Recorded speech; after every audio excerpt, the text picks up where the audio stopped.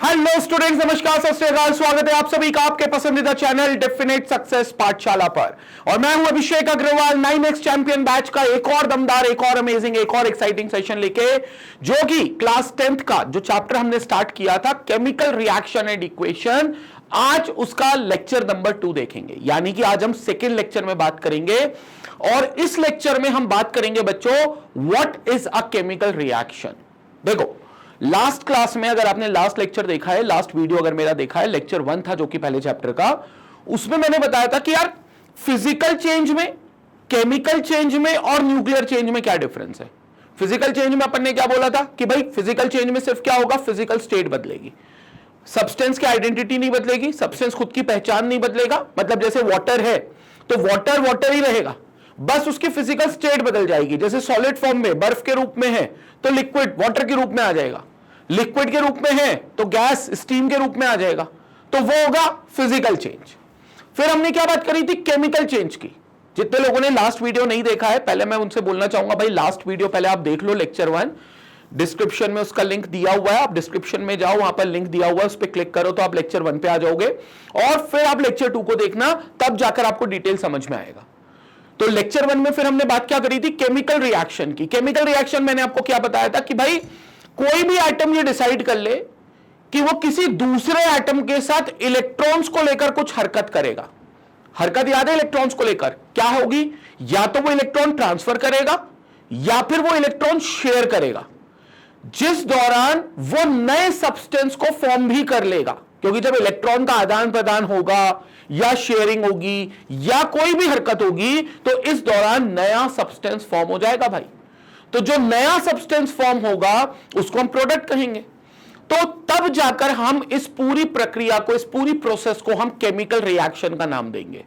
तो क्या होगी केमिकल रिएक्शन की भाई जब भी कोई एटम ये डिसाइड करे कि यार हमें इलेक्ट्रॉन्स को लेकर कोई हरकत करनी है, या तो हमें आपस में इलेक्ट्रॉन को शेयरिंग कर लेना चाहिए या हम आपस में इलेक्ट्रॉन ट्रांसफर कर ले, ए टू बी ट्रांसफर हो जाए या B atom to A atom transfer हो जाए। लेकिन अगर ट्रांसफर हो जाता है तो भी हम कहेंगे कि केमिकल रिएक्शन हो गई है। तो केमिकल रिएक्शन में एक्चुअली क्या होता है, इलेक्ट्रॉन्स इन्वॉल्व होते हैं। फिर हमने एक और चेंज पढ़ा था जिसको हम कहते हैं न्यूक्लियर चेंज, और it is also called as radioactive change. अगर इलेक्ट्रॉन से भी ऊपर के लेवल पे बात चली जाए, ऊपर के लेवल पे मतलब समझ गए, प्रोटॉन तक बात चली जाए। प्रोटॉन कहां रहता है एटम का, न्यूक्लियस के अंदर। तो अगर न्यूक्लियस पे बात आ जाए कि भाई न्यूक्लियस अब एक एटम का जो है वो दूसरे एटम के साथ इन्वॉल्व हो गया है और वो प्रोटॉन को ट्रांसफर कर रहे हैं, तो फिर एटम अपनी पूरी पहचान ही खो देगा। कोई एटम है अगर सोडियम तो वो कोई और दूसरे एटम में कन्वर्ट होगा, कोई एटम में यूरेनियम तो वो कुछ किसी और एटम पोलोनियम या थोरियम में कन्वर्ट हो जाएगा। तो जब न्यूक्लियस ही इन्वॉल्व हो जाए और वो हरकत जो इलेक्ट्रॉन्स की होती थी केमिकल रिएक्शन में, अगर वो प्रोटॉन्स में होने लग जाए तो फिर तुम उसको कहोगे nuclear change, radio active change. और ये चेंजेस बहुत ज्यादा एनर्जी के साथ आते हैं, मतलब इनमें आपकी हाई एनर्जी इन्वॉल्व रहती है, इसलिए ऐसे चेंजेस जो होते हैं वो न्यूक्लियर मिसाइल्स, न्यूक्लियर वेपन्स, इनमें ज्यादा इस्तेमाल होते हैं। तो न्यूक्लियर चेंजेस बहुत ज्यादा एनर्जी के साथ अकंपनीड होते हैं, बट इसमें प्रोटॉन इन्वॉल्व होता है। ठीक है, तो फिजिकल चेंज और न्यूक्लियर चेंज तो हमको इतना डिटेल में नहीं पढ़ना, क्योंकि ये चैप्टर का नाम है केमिकल रिएक्शन एंड इक्वेशन। तो अब हम फोकस करेंगे केमिकल रिएक्शन पे, मतलब वो इलेक्ट्रॉन्स की जो हरकत हो रही थी ना भैया, उस इलेक्ट्रॉन्स की हरकत पर बात करेंगे कि दो एटम्स जब इलेक्ट्रॉन की हरकत करते हैं तो उसे केमिकल रिएक्शन कहते हैं। ठीक है, तो what is a chemical reaction, अगर अपन डेफिनेशन के हिसाब से जाएं, बेसिक डेफिनेशन समझे जो अपने बुक्स में दी हुई है, वो ये है कि अ chemical reaction is a process which transforms one or more substance into new substances। क्योंकि जो substances होंगे वो चेंज हो जाएंगे और वो न्यू सब्सटेंस फॉर्म कर लेंगे। सपोज करो A atom is reacting with B atom, मतलब A और B आपस में इलेक्ट्रॉन्स की कुछ हरकत कर रहे हैं और रिएक्ट करने के बाद ये एक नया सब्सटेंस फॉर्म कर रहे हैं विच is called AB।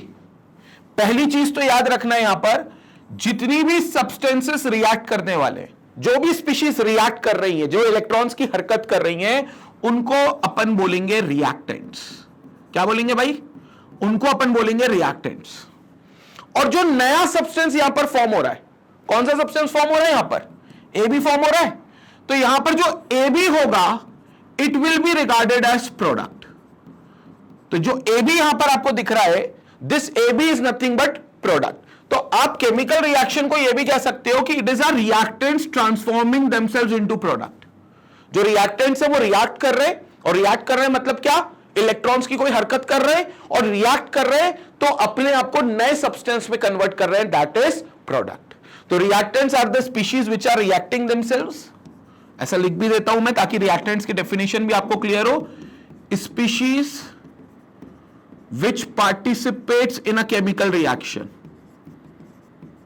which participates in a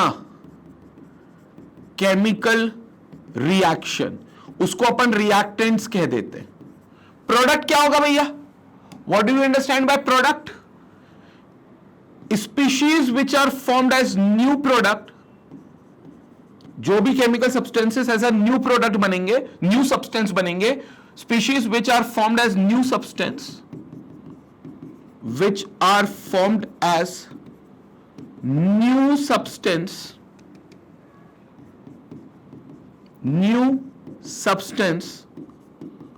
are called as product।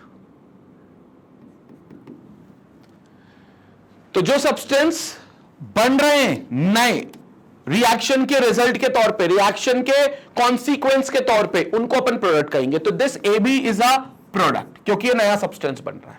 तो केमिकल रिएक्शन को अपन ऐसे भी डिफाइन कर सकते हैं, it is a process in which reactants reacts together in order to form a new substance called product, then it is known as a chemical reaction. ये standard definition है।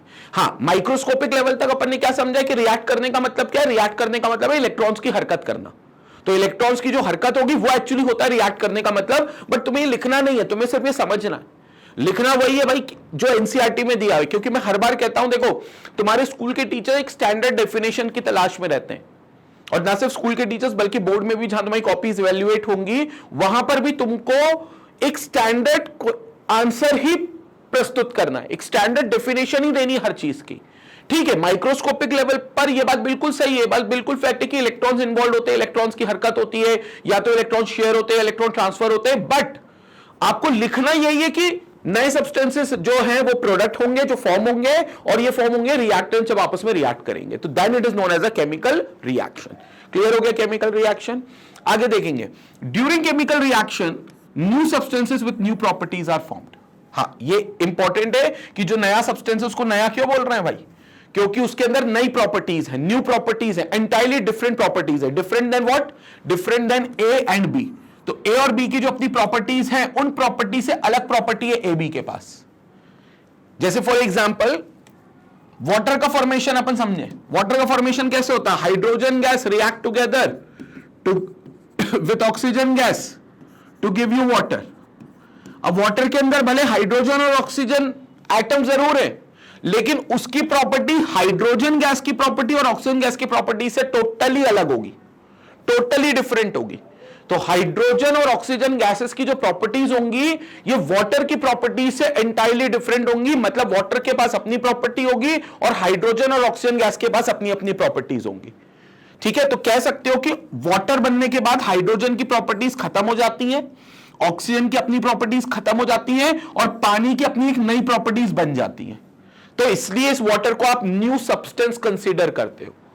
हाँ, इसके अंदर एटम हाइड्रोजन और oxygen के ही है, लेकिन जब वो हाइड्रोजन और ऑक्सीजन पहले अलग थे, अब एक साथ आ गए, तो एक्चुअली उन्होंने अपनी प्रॉपर्टीज को चेंज कर लिया, क्योंकि इनका रीअरेंजमेंट बदल गया, क्योंकि हाइड्रोजन का एटम ऑक्सीजन के एटम के साथ आ गया और ऑक्सीजन का एटम हाइड्रोजन के एटम के साथ आ गया। तो इनने अपना क्या कर लिया, इनने अपना रीअरेंजमेंट बदल लिया। तो जब ये रीअरेंजमेंट बदल लेंगे, तब आप इनको कहोगे कि ये नए सब्सटेंस बन गए।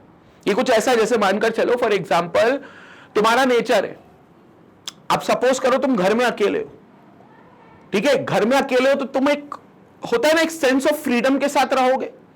मतलब घर में तुम घर वाले कपड़े पहन लोगे, ठीक है, खाना खा रहे होगे तो अपने स्टाइल में खाओगे जैसा तुम खाते हो। मतलब कोई सोफिस्टिकेटेड हैबिट्स नहीं होंगी। मतलब कुछ ऐसा नहीं होगा कि यार तुम्हें कोई देख रहा है, somebody is watching you, तो तुम एक नॉर्मल मतलब बहुत डिसिप्लिन वे में बिहेव करोगे। तो होता है ना, जैसे अपन दाल चावल भी खा रहे हैं तो अपन हाथ से भी खा लेंगे घर पे। तो तुम्हारा वो एक पर्टिकुलर नेचर है, पर्टिकुलर प्रॉपर्टी है तुम्हारी, ठीक है। लेकिन अब ये मानकर चलो तुम किसी फंक्शन में गए हो, वहां 1000-2000 लोग हैं तुम्हारे साथ में, तो तुम वैसा बिहेव नहीं करोगे ना जैसे तुम घर में अकेले बिहेव करते हो। वहां तुम अच्छे कपड़े पहनकर जाओगे, बहुत मैनर से, बहुत एटिकेट्स के साथ तुम खाने की प्लेट उठाओगे, स्पून का यूज करोगे दाल चावल खाते हुए, तो तुम्हारा ये प्रॉपर्टी क्या हो गया, बदल गया। तो ये प्रॉपर्टी क्यों बदला? क्योंकि तुम तब अब अकेले नहीं हो, अब तुम एक फंक्शन में हो, एक पार्टी में हो जहां बहुत सारे लोग हैं, जहां बहुत सारे लोग तुम्हें देख भी रहे होंगे। तो ये चीज होती है कि प्रॉपर्टी चेंज हो जाती है। तो यहां पर एटम्स भी क्या कर रहे हैं, अपने आप को रीअरेंज कर रहे हैं। पहले यहां हाइड्रोजन का एटम अपने आप में ही था, ऑक्सीजन का एटम अपने आप में ही था, तो उसकी अपनी एक अलग प्रॉपर्टी थी। लेकिन जब वो यहां एक साथ आ गए, एक दूसरे के साथ आ गए, हाइड्रोजन का एटम ऑक्सीजन के एटम के साथ आ गया, ऑक्सीजन का एटम हाइड्रोजन के एटम के साथ आ गया, तो क्या हुआ, इन्होंने अपनी प्रॉपर्टीज बदल ली। और जब प्रॉपर्टी बदलेंगे तो ये नए सब्सटेंस बन जाएंगे जिसको अपन प्रोडक्ट कहेंगे। संपट पड़ी प्रोडक्ट वाली बात। आगे देखेंगे, The substances that take part in a chemical reaction are called reactant. जो substance react कर रहे हैं उनको reactants कहेंगे, and the substances that are formed as a result of a chemical reaction are called products. और जो substances नए substance के तौर पर आ रहे हैं, न्यू फॉर्मेशन कर रहे हैं, नई प्रॉपर्टियों के साथ फॉर्म कर रहे हैं, उनको अपन प्रोडक्ट कहेंगे। रिएक्टेंट्स और प्रोडक्ट की डेफिनेशन कई बार पूछी जाती है, इसलिए याद रखना, जो सब्सटेंसेस, जो स्पीशीज रिएक्ट कर रही हैं दे आर कॉल्ड रिएक्टेंट्स, और जो स्पीशीज न्यू सब्सटेंस की तरह फॉर्म हो रही है रिएक्शन के बाद, उसको अपन प्रोडक्ट कहेंगे। डन है भाई, बात क्लियर है? लपक के क्या करेंगे, इसका स्क्रीनशॉट लेंगे। स्क्रीनशॉट ले लो फटाफट जल्दी से इसका। तो भैया ले ले स्क्रीनशॉट इसका, ठीक है। अब एक चीज समझते कि यार हमने बार बार बोला कि केमिकल रिएक्शन में एटम्स के बीच में इलेक्ट्रॉन्स की कुछ हरकत होगी, फिर चाहे वो हरकत इलेक्ट्रॉन की शेयरिंग हो या इलेक्ट्रॉन का ट्रांसफर हो। लेकिन जब तुम ऑन पेपर केमिकल रिएक्शन को देखोगे, या उससे बेहतर बात करूं कि जब तुम प्रैक्टिकली देखोगे, लैब में जाकर केमिकल रिएक्शन को देखोगे, कोई भी दो एटम्स को लेकर रिएक्ट करवा के नया सब्सटेंस बनाओगे, तो सवाल उठता है क्या तुम्हें इलेक्ट्रॉन की हरकत होते हुए दिखेगी? तो जवाब है नहीं, क्योंकि मैंने तुमको कहा ना, ये माइक्रोस्कोपिक लेवल पर चीजें, बल्कि ultra to ultra microscopic level पर चीजें हैं, क्योंकि इलेक्ट्रॉन इतना छोटा है कि जब वो ट्रांसफर होगा या वो शेयर होगा तो आपको दिखाई नहीं देगा। तो ये मत समझना कि यार हमें ना एटम के अंदर से जब एक एटम से दूसरे एटम में इलेक्ट्रॉन जाएगा तो ऐसा निकलता हुआ, टाटा वाई वाई करता हुआ, व्हाट्सएप मैसेज डालता हुआ तुमको कि मैं बी की तरफ जा रहा हूं, ऐसा करता हुआ जाएगा। भाई ऐसा नहीं जाएगा, तुमको इलेक्ट्रॉन कतई नहीं दिखेगा केमिकल रिएक्शन में। ये तो बहुत ही नीश लेवल पर, मतलब माइक्रोस्कोपिक लेवल पर बात है कि इलेक्ट्रॉन्स की हरकत होती है, लेकिन अल्टीमेटली तुम्हें इलेक्ट्रॉन्स की हरकत होते हुए वहां दिखाई देगी नहीं, तुम्हें फॉर दैट मैटर इलेक्ट्रॉन ही नहीं दिखाई देगा। तो भाई साहब आप पता कैसे करोगे कि यार वहां केमिकल रिएक्शन हो गई है? क्योंकि मैंने तो बताया कि केमिकल रिएक्शन में इलेक्ट्रॉन्स की हरकत होती है। अब जब इलेक्ट्रॉन ही नहीं दिखाई दे रहा तो उसकी हरकतें क्या दिखाई देंगी?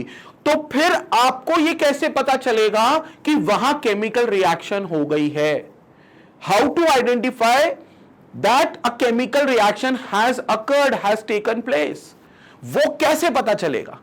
तो देयर आर सर्टेन ऑब्जर्वेशंस जिनको तुम ऑब्जर्व करके ये बता सकते हो कि यार फलानी जगह ना केमिकल रिएक्शन हो गई है। तो अब अपन उसी की बात करेंगे, मतलब अपन बात करेंगे how to identify a chemical reaction, मतलब केमिकल रिएक्शन हो रही है, इसका आइडेंटिफिकेशन कैसे होगा। तो there are so many ways, जिसमें पहला तरीका है भाई इवोल्यूशन ऑफ गैस।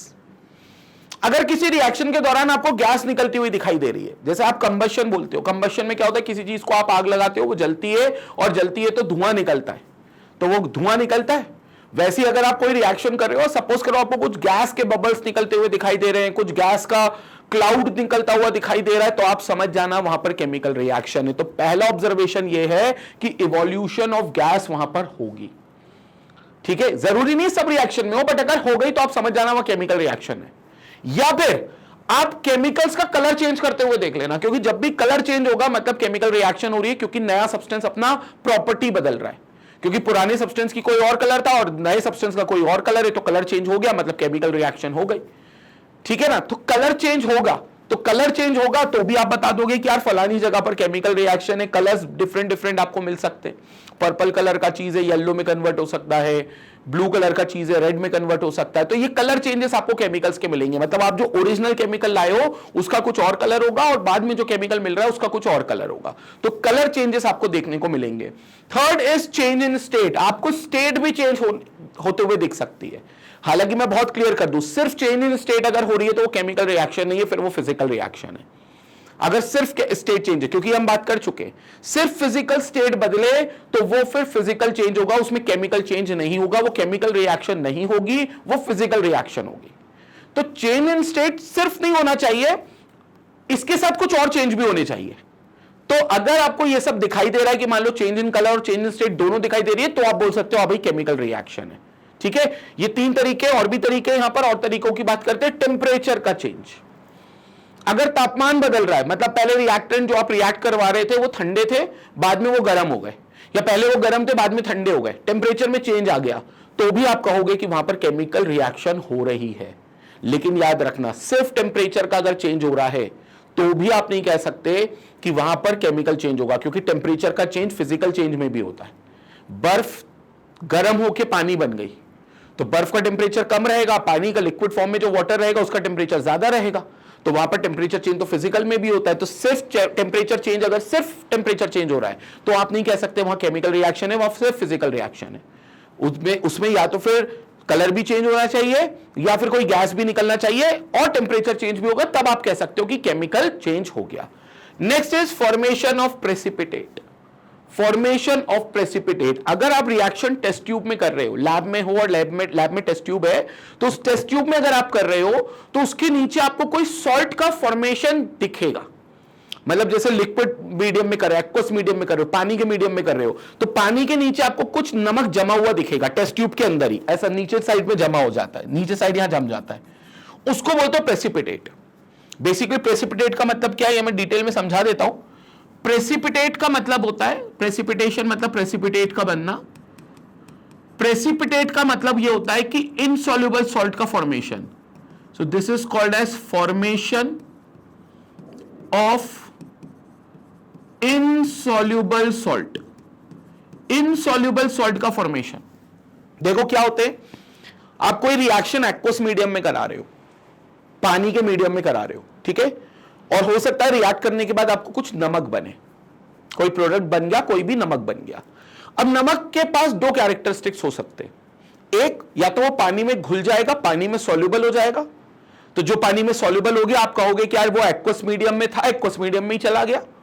लेकिन कुछ नमक ऐसे भी होते हैं जो पानी में सॉल्युबल नहीं होते, जैसे बेरियम सल्फेट हो गया, BaSO4, ये पानी में इनसॉल्युबल होता है। जैसे लेड आयोडाइड हो गया, PbI2, ये सब वाटर में इनसॉल्युबल होते हैं। तो ये सब सॉल्ट्स होते हैं, salts which are insoluble in water, पानी में घुलते नहीं है। बाकी सारे जैसे नमक होता है आपके घर में यूज होने वाला, पहले मैं लिख दूं, salts which are insoluble in water और इन एक्वस मीडियम। पानी में हो रहा है मतलब एक्वस मीडियम में हो रहा है। जैसे आपके घर में कुकिंग में नमक यूज होता है, सोडियम क्लोराइड, टेबल सॉल्ट, देश का नमक, टाटा नमक, वो NaCl होता है, वो पानी में घुल जाता है। तो NaCl के आगे अगर कभी भी कोई रिएक्शन करो जिसमें NaCl बन रहा है और रिएक्शन एक्वस मीडियम में हो रही है, तो उसके आगे आप ब्रैकेट में लिख सकते हो AQ। AQ मतलब एक्वस मीडियम, वो बता रहा है कि भाई NaCl की स्टेट एक्वस है, मतलब वो भी पानी के साथ है क्योंकि पानी में डिसॉल्व है। लेकिन अगर मान लो BaSO4 बन गया या PbI2 बन गया, तो ये वो नमक है जो पानी में घुलते नहीं है, और ये पानी में अगर नहीं घुलते तो ये क्या करेंगे, ये पानी में नीचे जाकर जम जाएंगे। टेस्ट ट्यूब में अगर रिएक्शन हो रही है, किसी भी फ्लास्क में या किसी भी जार में रिएक्शन हो रही है, तो उसमें नीचे जाकर ये नमक जम जाएंगे और इनकी स्टेट रहेगी सॉलिड स्टेट, क्योंकि नीचे नमक जो रहेंगे पानी में घुले नहीं है, तो इनको AQ एक्वस मीडियम नहीं बोल सकते, इनको आपको सॉलिड स्टेट बोलना पड़ेगा। और नीचे सॉलिड स्टेट बनेंगे तो इनको बोलेंगे कि इन्होंने प्रेसिपिटेट बना लिया। तो जनरली ये जो सॉल्ट्स होते हैं ये PPT बना लेते हैं। PPT मतलब पावर पॉइंट प्रेजेंटेशन नहीं, PPT मतलब प्रेसिपिटेट। तो ये अपना प्रेसिपिटेट फॉर्म कर लेते हैं, मतलब ये इनसॉल्युबल सॉल्ट बना के नीचे डिसॉल्व हो जाते हैं। तो this is what we called as precipitate.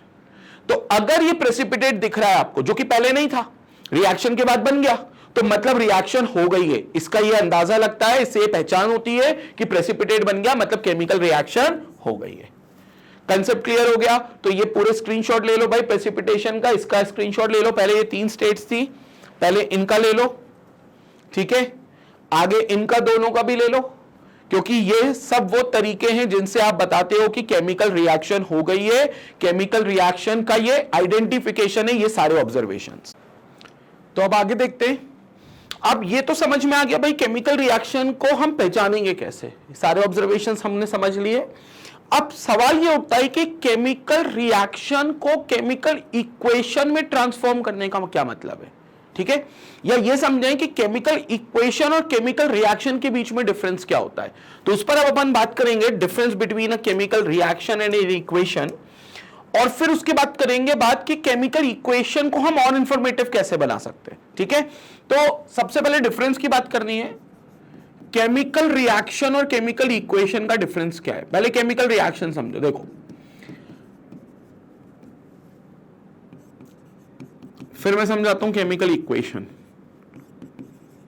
Chemical reaction में आपने अभी तक क्या देखा कि भाई कोई भी रिएक्टेंट से वो रिएक्ट करेंगे, मतलब इलेक्ट्रॉन्स की कोई हरकत करेंगे और अपने आप को नए सब्सटेंस प्रोडक्ट में कन्वर्ट करेंगे। तो ये बात जब तुम एक स्टेटमेंट के फॉर्म में लिखते हो तो it is known as a chemical reaction.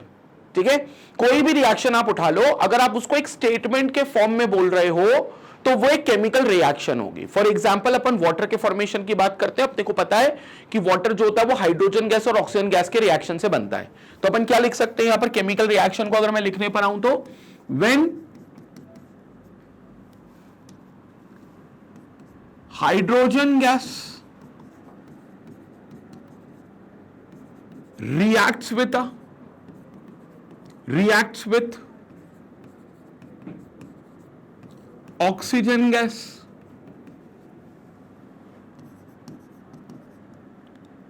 then it forms a new substance,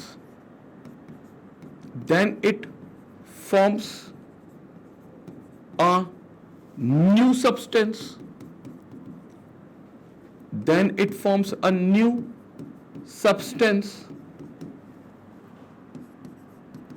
called as product. Then it forms a new substance, water as product. ऐसा लिखेंगे, water as product. तो ये हो गई आपकी केमिकल रिएक्शन। क्या बोल रहे हो आप इसमें कि जब हाइड्रोजन गैस रिएक्ट करता है ऑक्सीजन गैस से तो ये एज अ रिएक्टेंट तो रिएक्ट करते हैं लेकिन एक नया सब्सटेंस बना लेते हैं जिसको अपन वाटर कहते हैं। तो ये जो लाइन हो गई, ये 3 लाइनें मैंने लिखी हैं, ये एक स्टेटमेंट हो गया and this statement is regarded as a chemical reaction. मतलब अपन ये बता रहे हैं भाई फलानी चीज रिएक्ट कर रही है और पानी जो है वो फलाना प्रोडक्ट आपका बन रहा है। बट अब अगर इस चीज को मैं इन शॉर्ट मैथमेटिकल एक्सप्रेशंस में कन्वर्ट करके लिख दूं, क्योंकि क्या होगा कि इतनी बड़ी स्टेटमेंट हर बार लिखूंगा तो वो सही नहीं लगेगा यार, क्योंकि इंग्लिश वाला सब्जेक्ट ज्यादा लगेगा रादर देन केमिस्ट्री। तो अगर मैं इसी स्टेटमेंट को अगर मैथमेटिकल फॉर्म में लिखना स्टार्ट कर दूं, मैथमेटिकल एक्सप्रेशन में लिखना स्टार्ट कर दूं, मैथमेटिकल तरीके से लिखना स्टार्ट कर दूं, तो फिर यह बन जाएगी केमिकल इक्वेशन। इसको बोलेंगे इक्वेशन।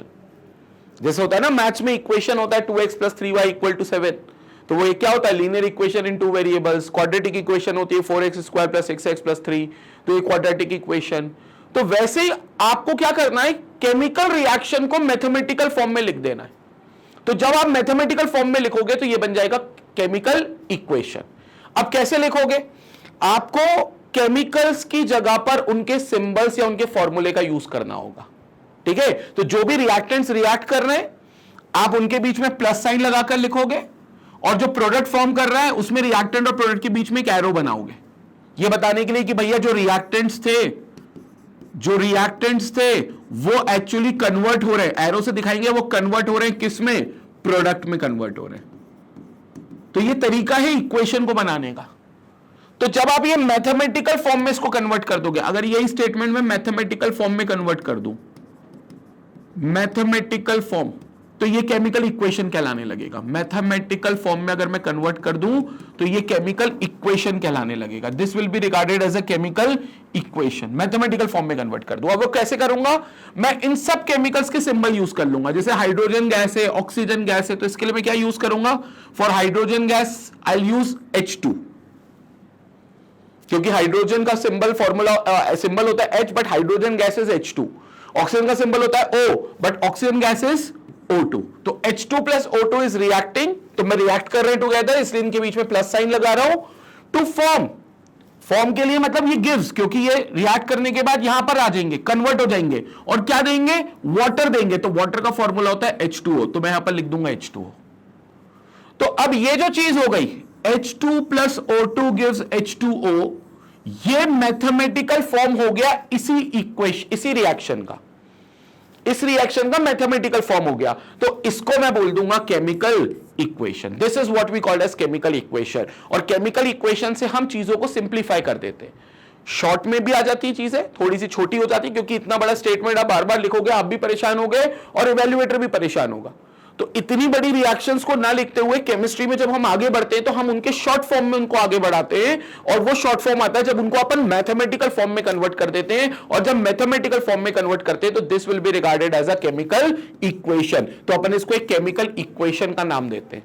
तो this is called as chemical equation. Concept clear हुआ केमिकल इक्वेशन और रिएक्शन के बीच का डिफरेंस। तो सिंपल शब्दों में when a chemical reaction is being transformed into mathematical form it is known as a chemical equation. ये इसकी पॉइंट आएगा थ्योरी के लिए लिखने के लिए, चाहो तो लिख लो, कोई पूछेगा नहीं ऑल्दो, बट लिख लो फिर भी। When a chemical reaction is transformed into mathematical form,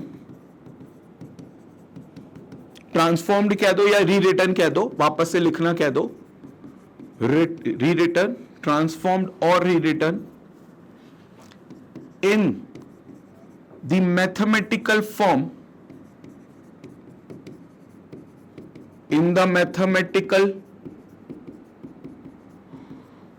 form or expression, mathematical form or expression, then it is known as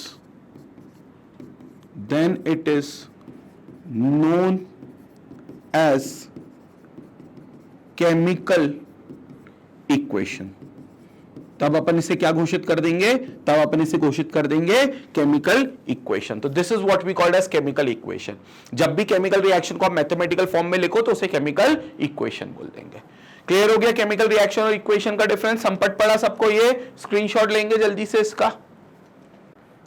so this was about chemical reaction और केमिकल इक्वेशन में क्या अंतर है, क्या फर्क है। ठीक है, अब सवाल उठता है कि यार केमिकल इक्वेशन तो चलो अपन सिंपल फॉर्म में लिख लेंगे, लेकिन कुछ ऐसा तो नहीं कि ये बहुत कुछ ज्यादा ही छोटा हो गया, H2 + O2 = H2O, मतलब ये तो बड़ा सिंपल वे में हो गया, मतलब इससे पूरी इंफॉर्मेशन तो मिल नहीं रही ना। इंफॉर्मेशन मतलब भाई हाइड्रोजन जो है वो वहां किस फॉर्म में रिएक्ट कर रहा है, ठीक है, ऊपर हमने लिखा हुआ हाइड्रोजन गैस के फॉर्म में एग्जिस्ट कर रहा है, बट इसमें कहां लिखा हुआ है किस टेम्परेचर पे रिएक्शन हो रही है, कोई गैस निकल रही है या नहीं निकल रही है, कोई प्रेसिपिटेट बन रहा है या नहीं बन रहा है, किस प्रेशर पे रिएक्शन हो रही है, कोई कैटलिस्ट तो यूज नहीं करा है रिएक्शन में। तो इतनी सारी जानकारी तो आपको केमिकल इक्वेशन से फिलहाल नहीं मिल रही है। तो क्या करना चाहिए, हमें इस केमिकल इक्वेशन को और ज्यादा इंफॉर्मेटिव बनाना चाहिए, जो कि हम बना सकते हैं। तो केमिकल इक्वेशन के साथ ही हम आगे बढ़ेंगे, लेकिन जरूरत होती है कि हमें इस केमिकल इक्वेशन को और ज्यादा इंफॉर्मेटिव बनाना पड़ता है। तो अगला टॉपिक जो आएगा वो हमारा यही आएगा, that is how to make a chemical equation more informative. How to make a chemical equation more informative. और ये तुम्हारे स्कूल के टीचर का फेवरेट क्वेश्चन भी है, जो मेरा टॉपिक है, बेसिकली टॉपिक कह लो या क्वेश्चन कह लो, क्वेश्चन के फॉर्मेट में मैंने टाइटल लिख दिया ये, how to make a chemical equation more informative. क्योंकि इक्वेशन तो बड़ा शॉर्ट फॉर्म हो गया, मैथमेटिकल टर्म्स में आपने उसको लिख दिया रिएक्शन को, तो बड़ा शॉर्ट फॉर्म हो गया, लेकिन उससे और ज्यादा इंफॉर्मेशन गैदर कैसे की जा सकती है, उसको और ज्यादा इंफॉर्मेटिव आप कैसे बना सकते हो। तो देयर आर सेवरल वेज जिससे आप केमिकल इक्वेशन को और ज्यादा इंफॉर्मेटिव बना सकते हो। एक एक तरीके को अपन बात करेंगे। पहला तरीका क्या होगा, ध्यान से सुनेंगे। फर्स्ट मेथड क्या होगा, by determining the physical state of the substances adjacent to it in the bracket। अगर आपको फिजिकल स्टेट पता है, जैसे रिएक्शन में पिछली वाली में मेरे को पता था हाइड्रोजन गैस के फॉर्म में, ऑक्सीजन गैस के फॉर्म में, और जो वाटर बनेगा वो लिक्विड के फॉर्म में, तो ये बात मैं इक्वेशन में भी डिफाइन कर सकता हूं, जिससे मेरी इक्वेशन और इंफॉर्मेटिव बन जाएगी। कैसे, इसका एग्जांपल देता हूं। सपोज कोई चीज मुझे पता है सॉलिड फॉर्म में है, तो मैं उसके लिए स्मॉल s को लिख सकता हूं एक ब्रैकेट के अंदर। ऐसा ब्रैकेट बनाऊंगा और एस लिख दूंगा उस केमिकल फॉर्मूले, उसके केमिकल फॉर्मूले के एडजेसेंट में। एग्जाम्पल दूंगा तो भी क्लियर होगा। लिक्विड है तो लिक्विड के लिए मैं स्मॉल एल लिख दूंगा, गैस है अगर तो गैस के लिए मैं स्मॉल जी लिख दूंगा, और अगर पानी के अंदर हो रही है मतलब एक्वस मीडियम अगर उसका है तो मैं ब्रैकेट के अंदर AQ लिख दूंगा। अभी मैंने बात करी थी AQ एक्वस मीडियम की, तो AQ मतलब एक्वस मीडियम मतलब पानी का मीडियम है। ये मैं कब कर सकता हूं, जब मुझे पता होगी यार ये फलानी फिजिकल स्टेट में रिएक्ट कर रहा है और जो सब्सटेंस बन रहा है वो इस पर्टिकुलर फिजिकल स्टेट में बन रहा है। फॉर एग्जाम्पल पिछली रिएक्शन को अपन लिख लेते हैं इक्वेशन के फॉर्मेट में। मैंने हाइड्रोजन गैस बोला था तो इसके बगल में स्मॉल ब्रैकेट में G लिख देंगे। ऑक्सीजन गैस बोला था तो इसके बगल में ब्रैकेट में स्मॉल G लिख देंगे। Oxygen gives water in liquid form तो यहां पर मैं स्मॉल L लिख दूंगा। कोई रिएक्शन है, मान लो जिंक है वो रिएक्ट कर रहा है कॉपर सल्फेट से, तो जिंक सॉलिड है तो S लिखूंगा। कॉपर सल्फेट नमक है तो एक्वस मीडियम में रिएक्ट कर रहा है तो AQ लिख दूंगा, और ये दे देता है जिंक सल्फेट प्लस कॉपर। ये रिएक्शन आगे बहुत बार आएगी, डिस्प्लेसमेंट रिएक्शन है ये, आगे अपन पढ़ेंगे टाइप ऑफ रिएक्शन तो उसमें बात करेंगे। और जिंक सल्फेट प्लस कॉपर, तो यहां जो जिंक सल्फेट बना ये भी पानी में बनेगा, दिस विल बी एक्वस, और कॉपर जो होगा वो सॉलिड फॉर्म में डिपॉजिट होगा तो यस। तो इस तरीके से हम क्या कर सकते हैं, फिजिकल स्टेट के सिंबल्स का यूज कर सकते हैं, और फिजिकल स्टेट के सिंबल्स को हम ब्रैकेट में लिख सकते हैं उन केमिकल्स के बगल में जिसके बारे में अपन को फिजिकल स्टेट पता है। बट अगेन देखना, जिनके फिजिकल स्टेट आप श्योर हो उन्हीं का लिखना, जबरदस्ती अपने को ज्ञान नहीं पेलना है वहां पे। जिनका फिजिकल स्टेट आपको पता है कि हाँ यार ये फिजिकल स्टेट होता है तो उसके बारे में लिखना, जिसके बारे में नहीं पता अपन को नहीं लिखना उसके लिए। ठीक है, तो ये पहला तरीका है जिससे आप केमिकल इक्वेशन को इंफॉर्मेटिव बना सकते हो। दूसरा तरीका ध्यान से सुनेंगे, दूसरा तरीका पहले देखेंगे। यहां पर अगर आपको कोई गैस निकलती हुई दिखाई दे रही है रिएक्शन से, तो प्रोडक्ट में कोई गैस है वहां पर इवॉल्व हो रही है, तो जनरली गैस जो होगी वो इवॉल्व होगी, मतलब वो निकल जाएगी, रिलीज हो जाएगी। टेस्ट ट्यूब में हो रही तो टेस्ट ट्यूब के बाहर से वो क्लाउड फॉर्मेशन में गैस निकल जाएगी। तो उस गैस का रिलीज या इवोल्यूशन आप एक अपसाइड एरो से दिखा सकते हो। फॉर एग्जाम्पल एक रिएक्शन ले लेते हैं, जैसे मैंने लिया कैल्शियम कार्बोनेट। पहले मैं स्टेटमेंट लिख दूं, by determining the evolution of gas, the evolution of gas on the product side। अच्छा, प्रोडक्ट साइड इवोल्यूशन होगी, रिएक्टेंट साइड मत बता देना इवोल्यूशन होगी, क्योंकि रिएक्टेंट साइड अगर गैस उड़ी गई तो फिर रिएक्ट कौन करेगा। हम अगर रिएक्टेंट साइड कोई गैस लाए तो उसको रिएक्ट करवाने के लिए लाए, ना कि उसको उड़ाने के लिए। तो उसको उड़ाना नहीं है तो उसको आपको रिएक्ट कराना है, लेकिन जो प्रोडक्ट की गैस होगी वो तो इवॉल्व हो सकती है, क्योंकि वो तो नया सब्सटेंस बन गया, अब उसका कोई काम नहीं, तो वो प्रोडक्ट बनकर उड़ जाएगा, या हम उसको कहीं कलेक्ट कर लेंगे आगे चलकर, तो वहीं पर अपन इवोल्यूशन दिखाएंगे। इसलिए ऑन द प्रोडक्ट साइड लिखना जरूरी है, on the product side by an upside arrow adjacent to that gas, upside arrow adjacent to that gas. उस गैस के एडजेसेंट में एक आप अपसाइड एरो से बता सकते हो। एग्जांपल देता हूं, जैसे कैल्शियम कार्बोनेट का डिकम्पोजिशन हो रहा है, ठीक है, तो इसको मैं हीट दे रहा हूं, हीट का भी साइन मैं बताऊंगा आगे चलकर। तो इसको अपन हीट कर रहे हैं, या एक और रिएक्शन दे देता हूं मैं, जैसे अपन किसी चीज का कंबशन कर रहे हैं, तो कंबशन में धुआं तो निकलता ही है, तो कार्बन डाइऑक्साइड का धुआं निकलेगा, तो CH4 plus O2 gives H2O plus CO2, H2O plus CO2।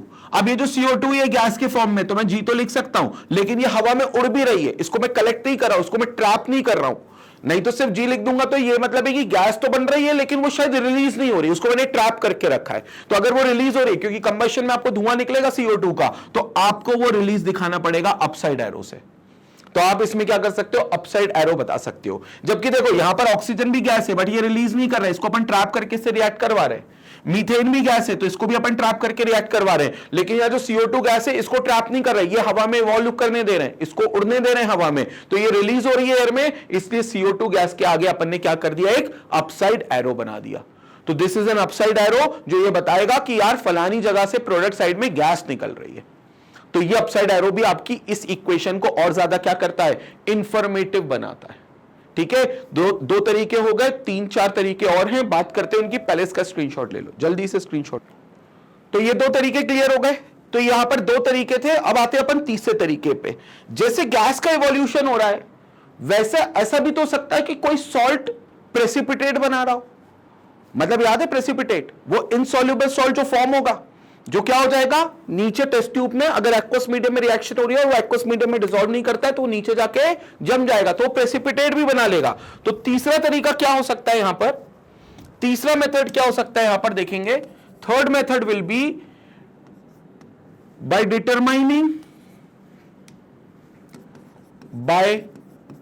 determining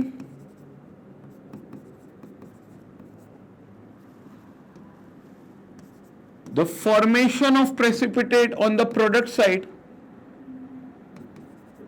the formation of precipitate on the product side, on the product side with the help of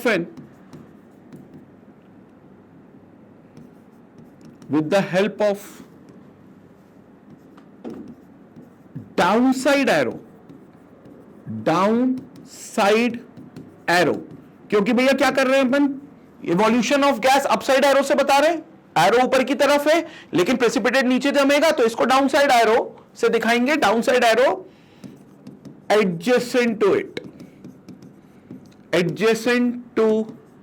it, तो डाउनसाइड एरो दिखाएंगे adjacent to it. ठीक है, example दे देता हूं, जैसे एक reaction है, मानकर चले अपने पास है sodium sulphate Na2SO4, this is sodium sulphate, ये पानी के अंदर रिएक्ट करेगा तो इसका मीडियम होगा एक्वस, बेरियम क्लोराइड के साथ रिएक्ट करेगा which is BaCl2, this is barium chloride BaCl2, ये भी किस मीडियम में रहेगा भाई, एक्वस। अब क्या होगा यहां पर, आगे पढ़ेंगे, डबल डिस्प्लेसमेंट रिएक्शन होगी, Na जो होगा वो Ba की जगह ले लेगा, Ba जो होगा वो Na की जगह लेगा, तो Na जब Ba की जगह लेगा तो NaCl फॉर्म करेगा, सोडियम क्लोराइड, घर में यूज होने वाला देश का नमक टाटा नमक सोडियम क्लोराइड है, ये किस मीडियम में चला जाएगा, पानी में डिसॉल्व होता है तो एक्वस मीडियम, प्लस दूसरा नमक क्या बनेगा, BaSO4, क्योंकि Ba सोडियम की जगह लेगा। ये टाइप ऑफ रिएक्शंस पे अभी मत जाना, क्योंकि अपन आगे पढ़ेंगे डबल डिस्प्लेसमेंट रिएक्शन है, ये टाइप ऑफ रिएक्शंस में आएगा, ये 4th नंबर पे डबल डिस्प्लेसमेंट, तो वहां यही एग्जांपल दोबारा समझाऊंगा, लेकिन फिलहाल ये पता करेंगे कि Ba जब Na की जगह लेगा तो BaSO4 बनेगा, और ये BaSO4 पानी में डिसॉल्व नहीं करता, तो ये क्या करेगा, पूरी रिएक्शन क्योंकि पानी के मीडियम में हो रही है, एक्वस मीडियम में, तो ये नीचे जाके जम जाएगा सॉलिड फॉर्म में, और सॉलिड फॉर्म में जमेगा तो नीचे पीपीटी बना लेगा, तो अपन इसको डाउनसाइड एरो से दिखाएंगे, ये दिखाएंगे इसको अपन एक डाउनसाइड एरो से। तो डाउनसाइड एरो सिर्फ अपन को BaSO4 के बगल में लिखना है, ये बताने के लिए कि भाई BaSO4 बेरियम सल्फेट डिसॉल्व नहीं होगा और ये नीचे जाके जम जाएगा, तो ये नीचे जाकर जम जाएगा, ये चीज आपको यहां पर बतानी है। कंसेप्ट क्लियर हो गया, बिल्कुल क्लियर हो गया। तो this is about the third part, जो कि थर्ड पॉइंट है जिसमें आप पीपीटी का फॉर्मेशन बता सकते हो। स्क्रीनशॉट ले लो एक बार इसका। अब अपन ने थर्ड पॉइंट देख लिया, प्रेसिपिटेट के फॉर्मेशन में डाउनसाइड एरो दिखाना है, ठीक है। अब आते हैं फोर्थ पॉइंट पर। एक और पॉइंट है कि अगर सपोज आपको किसी रिएक्शन का टेम्परेचर और प्रेशर पता है कि वो किस टेम्परेचर और प्रेशर पे हो रही है, आपको पता है फलानी देखो पता है, तो नहीं पता तो छोड़ देना, कोई दिक्कत की बात नहीं है, लेकिन अगर पता है तो हम अपनी इक्वेशन को इंफॉर्मेटिव कैसे बना सकते हैं, उस टेम्परेचर और प्रेशर की वैल्यू को एरो के ऊपर या नीचे लिखकर। कौन सा एरो, जो रिएक्टेंट से प्रोडक्ट के बीच में बनता है ना, रिएक्टेंट से और प्रोडक्ट के बीच में बनाते हैं अपन एरो दिखाने के लिए कि रिएक्टेंट बन रहा है, प्रोडक्ट रिएक्टेंट रिएक्ट कर रहा है और प्रोडक्ट बना रहे हैं, बस उसी एरो के ऊपर या नीचे आप टेम्परेचर और प्रेशर की वैल्यू लिख सकते हो। सो we can make the chemical equation more informative by determining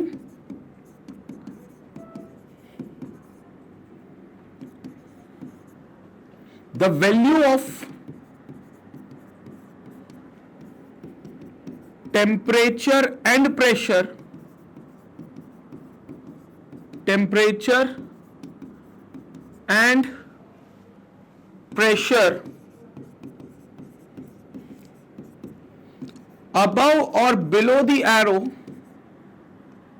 above or below the arrow, कौन सा एरो, जो प्लेस्ड है, placed between reactants and products. जो रिएक्टेंट और प्रोडक्ट के बीच में एरो बना होता है, उसी एरो के ऊपर या नीचे अपन बता सकते हैं कि भाई टेम्परेचर और प्रेशर की क्या वैल्यूज है। ठीक है, पता है तो। जैसे अमोनिया का एक बड़ा फेमस प्रोसेस है हेबर्स प्रोसेस, अमोनिया फॉर्मेशन का। अमोनिया इज NH3 जो नाइट्रोजन और हाइड्रोजन गैस से बनता है। उसमें बहुत एक्सट्रीम हाई प्रेशर और हाई टेम्परेचर चाहिए होता है, तो वो वैल्यू जनरली अपन को पता रहती है। तो उस रिएक्शन में या उन जैसी रिएक्शंस में अपन वो वैल्यू डिटरमाइन कर सकते हैं। कैसे?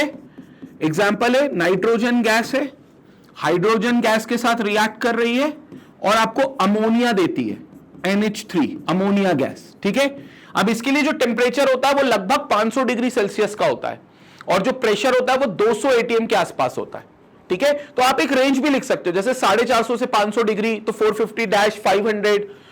प्रेशर जो होता है 200 ATM, 180-200 ATM तक होता है, तो 180/200 ऐसा लिख सकते हो। और स्पेसिफिक लिखना चाहो तो स्पेसिफिक भी लिख सकते हो, या मैं स्पेसिफिक वैल्यू लिख देता हूं। तो क्या वैल्यू होगी? 500 डिग्री सेल्सियस। तो मैंने टेम्परेचर लिख दिया ऊपर और प्रेशर लिख दिया 200 ATM नीचे। ATM is the unit of pressure, तो 200 ATM नीचे। तो ये वैल्यूज को आप लिख सकते हो अबव और बिलो द एरो। तो 500 डिग्री सेल्सियस का टेम्परेचर होगा और 200 ATM का प्रेशर होगा। ये वैल्यूज को हमने लिख दिया है, जिससे हमारी केमिकल इक्वेशन और इंफॉर्मेटिव बन गई है, क्योंकि इससे समझ में आ गया भाई ये रिएक्शन जो है 500 डिग्री पर होगी और 200 ATM के प्रेशर की कंडीशन पे होगी। तो ये कंडीशंस भी आप लिख सकते हो। ठीक है, तो this is N2 + H2 gives NH3। ठीक है, तो ये फोर्थ मेथड हो गई जिससे आप केमिकल इक्वेशन को इंफॉर्मेटिव बना सकते हो। अगली मेथड पर आते हैं, स्क्रीनशॉट ले लो एक बार इसका, स्क्रीनशॉट ले लो अभी इसका। तो स्क्रीनशॉट लेने के बाद अपन चलते हैं अगले मेथड की तरफ, जो कि होगा फिफ्थ मेथड।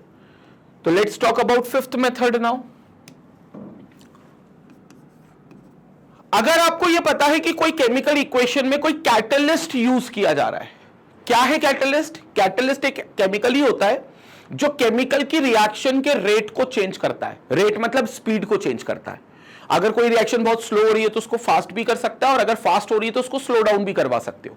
तो आप क्या कर सकते हो, उस रिएक्शन में रिएक्टेंट के साथ कोई केमिकल डाल सकते हो जो रिएक्शन में पार्ट तो नहीं लेगा, लेकिन वो रिएक्शन की स्पीड को बढ़ा देगा। पार्ट नहीं लेगा मतलब एज इन द सेंस कि वो कंज्यूम नहीं होगा रिएक्शन में, लेकिन वो रिएक्शन की रफ्तार को जरूर बढ़ा देगा। उसको अपन कैटलिस्ट बोलते हैं। तो पहले मैं तुम्हें कैटलिस्ट समझा देता हूं, कैटलिस्ट की डेफिनेशन लिखवा देता हूं। तो फिफ्थ पॉइंट अपन आते हैं, लेकिन इससे पहले अपन कैटलिस्ट को लिख लेते हैं। कैटलिस्ट क्या होता है? कैटलिस्ट एक केमिकल सब्सटेंस ही है, अ केमिकल सब्सटेंस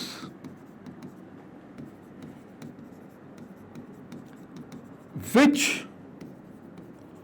ऑल्टर्स मतलब चेंज, तो ऑल्टर्स और changes the rate of the reaction, changes the rate of a reaction.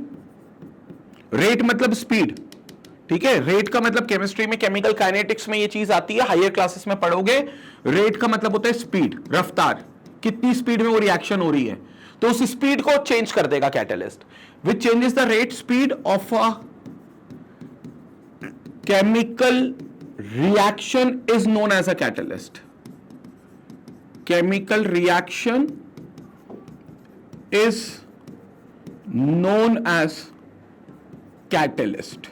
ठीक है, कई बुक्स में लिखा है कि it always increases the rate of reaction। नहीं, इंक्रीज नहीं करेगा, डिक्रीज भी कर सकता है भाई, जरूरी नहीं हर बार इंक्रीज करे, डिक्रीज भी कर सकता है। अब तुम बोलोगे सर इंक्रीज ही करनी चाहिए ना, स्पीड को स्लो डाउन क्यों करना है? भाई कोई रिएक्शन है जिसको मेरे को एनालिसिस करना है, उस रिएक्शन का मेरे को मैकेनिज्म समझना है कि यार कैसे प्रोडक्ट में बन रहा है, तो मैं उसकी स्टडी करना चाहता हूं। तो मैं चाहता हूं वो इतनी तेजी में ना हो, स्लो डाउन हो जाए रिएक्शन, अपनी स्पीड स्लो करे ताकि मैं स्टडी अच्छे से कर सकूं। तो कुछ रिएक्शंस को मेरे को स्लो डाउन भी करना पड़ेगा भाई, तो उसमें भी आप कैटलिस्ट यूज करोगे। ठीक है, बस अंतर इतना होगा कि पॉजिटिव कैटलिस्ट होगा तो वो स्पीड ऑफ रिएक्शन बढ़ाएगा, नेगेटिव कैटलिस्ट होगा तो स्पीड ऑफ रिएक्शन घटाएगा। मतलब जो स्पीड ऑफ रिएक्शन बढ़ाएंगे अपन उसको पॉजिटिव कैटलिस्ट बोल देंगे, और जो स्पीड ऑफ रिएक्शन को कम करेंगे, घटाएंगे, अपन उसको नेगेटिव कैटलिस्ट बोल देंगे। रहेंगे दोनों कैटलिस्ट, एक पॉजिटिव कैटलिस्ट, एक नेगेटिव कैटलिस्ट। ठीक है, एक और इंपॉर्टेंट बात, बुक्स में यह भी लिखा है कि catalyst do not participate in the reaction. ये गलत है, ये गलत है, क्योंकि रिएक्शन में जब तक वो पार्ट नहीं लेंगे तब तक वो रिएक्शन की स्पीड को चेंज कैसे करेंगे भाई?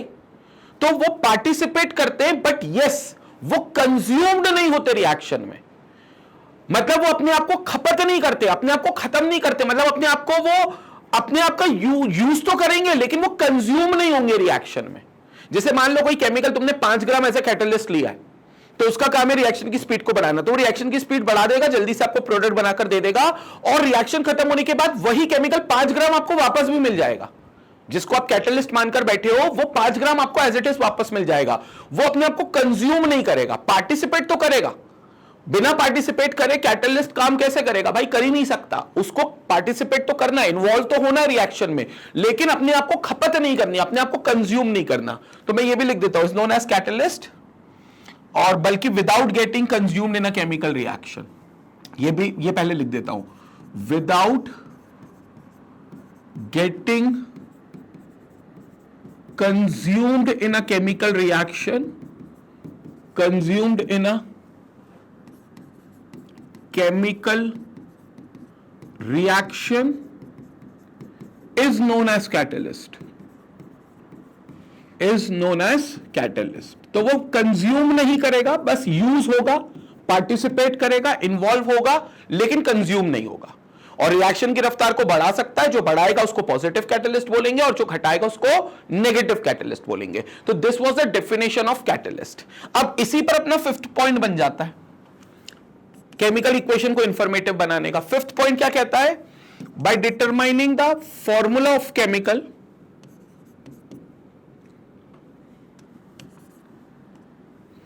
by determining the symbol, by determining the symbol or formula of catalyst used up in the reaction,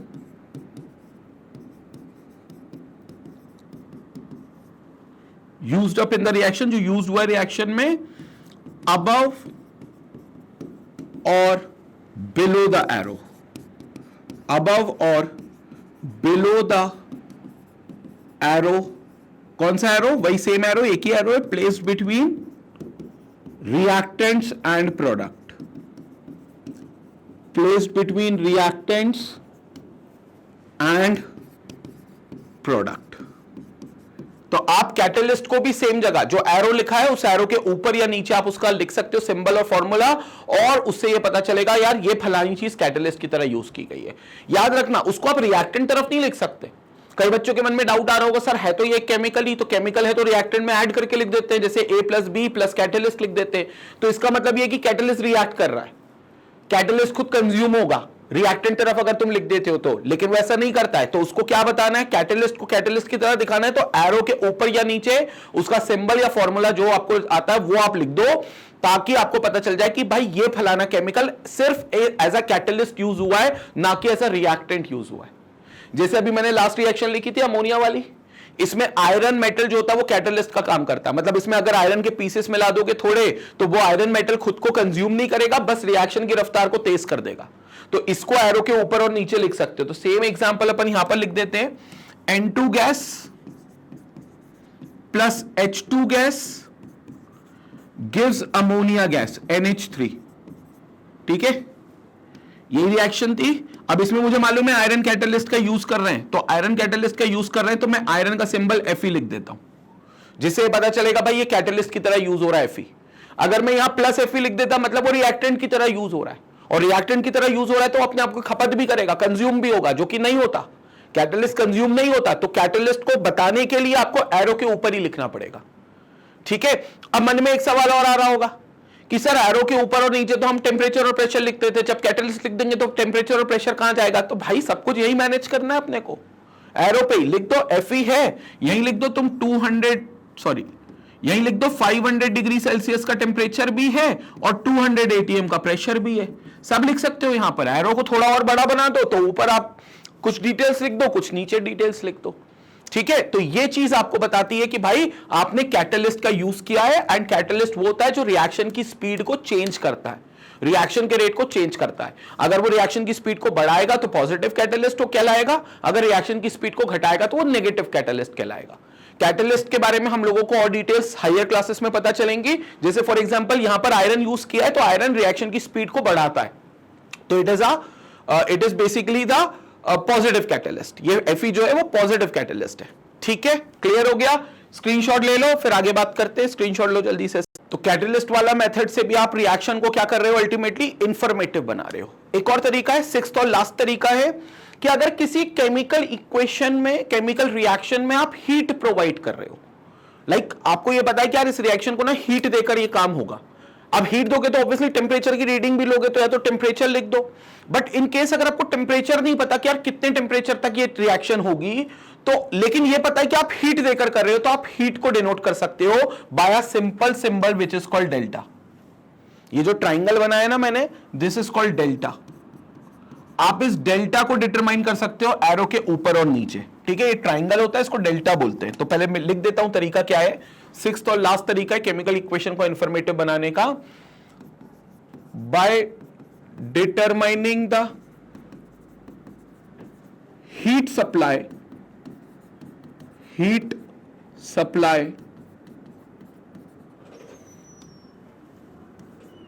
to a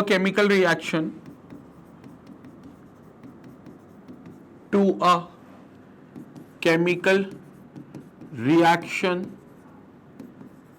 by making delta, triangle मतलब delta, by making delta above और below the arrow। इसको भी arrow पर रखना है, तो arrow के ऊपर काफी चीजें हो गई, टेम्परेचर हो गया, प्रेशर हो गया, कैटलिस्ट हो गया और अब डेल्टा भी हो गया। अबव और बिलो द एरो, वही एरो जो प्लेस है किसके बीच में, रिएक्टेंट और प्रोडक्ट के बीच में, place between reactants and product. ठीक है, तो डेल्टा, जैसे फॉर एग्जांपल कैल्शियम कार्बोनेट को आपको हीट देना पड़ेगा। कैल्शियम कार्बोनेट सॉलिड स्टेट में होता है, लाइमस्टोन इसको बोलते हैं।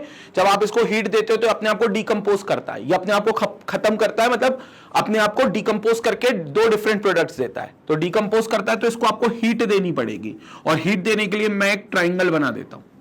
अब मुझे ये नहीं पता कितने टेम्परेचर तक जाता है, ये कितने टेम्परेचर पे टूटेगा और हीट देगा। तो जब टेम्परेचर नहीं पता लेकिन ये पता कि ये हीट हमसे लेगा, हमको हीट देनी पड़ेगी इसको, तो आपने डेल्टा साइन बना दिया, और फिर ये प्रोडक्ट बनाएगा which is calcium oxide CaO जो सॉलिड रहता है, और कार्बन डाइऑक्साइड जो गैस बनकर निकलती है तो अपसाइड एरो भी दिखाई दो इसी में। गैस के लिए होता है ना इवोल्यूशन, अपसाइड एरो अपन ने बात करी थी सेकंड पॉइंट पे। तो ये डेल्टा बता रहा है आपने कि आपने हीट दी है। तो कभी भी अगर तुम्हें टेम्परेचर ज्यादा है ये पता है, तो तुमको ये पता है कि यार टेम्परेचर इसको हीट देनी पड़ेगी, लेकिन ये नहीं पता कि टेम्परेचर कितना है, तो आप टेम्परेचर की वैल्यू को लिखने का रिस्क मत लेना, आप मत लिखना टेम्परेचर वैल्यू, लेकिन आप डेल्टा साइन बता देना, जिससे पता चलेगा कि यार ये हीट ले रहा है हमसे रिएक्शन में, तब जाकर रिएक्टेंट को हीट मिलेगी, तब जाकर ये प्रोडक्ट में कन्वर्ट होगा। ठीक है, तो ये डेल्टा साइन है। अब इसमें एक चीज और है, ऐसी रिएक्शन जिसमें आपको रिएक्टेंट को हीट देनी पड़ रही है ताकि रिएक्टेंट प्रोडक्ट में कन्वर्ट हो जाए, ऐसी रिएक्शन को अपन एंडोथर्मिक रिएक्शंस भी कहते हैं। हालांकि मैं टाइप ऑफ रिएक्शंस में इसकी और डिटेल में बात करूंगा, लेकिन अभी मैंने बता दिया कि जब आप हीट देते हो किसी भी रिएक्शन में, तो आप रिएक्टेंट मॉलिक्यूल्स को हीट देते हो और तब जाकर वो प्रोडक्ट में कन्वर्ट हो रहे हैं। तो ऐसी रिएक्शंस को आप एंडोथर्मिक रिएक्शंस कहोगे। टाइप ऑफ रिएक्शंस में इसको दोबारा भी करेंगे। तो ये जो रिएक्शन है basically, it's an endothermic reaction. Endothermic reaction, ठीक है। एंडो का मतलब होता है टू गेट इनटू,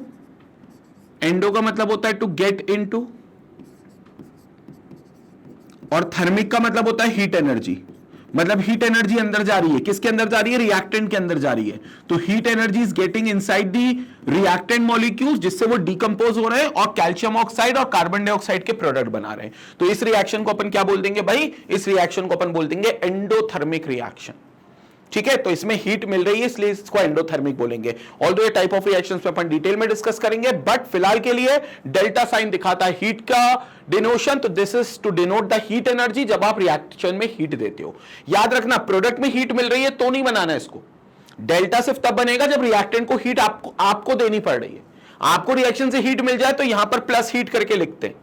जैसे यहां पर अगर आपको मिल रही है कोई रिएक्शन, कोई इसी में नहीं लिखूंगा मैं, एक और रिएक्शन जैसे कंबशन रिएक्शंस होती, किसी भी चीज को जलाओगे, मीथेन गैस को जलाओगे O2, तो इसको आपको क्या देना, इसको हीट नहीं देना पड़ेगा, इससे हीट मिलेगी, तो CO2 प्लस H2O प्लस यहां पर आप लिख देना हीट।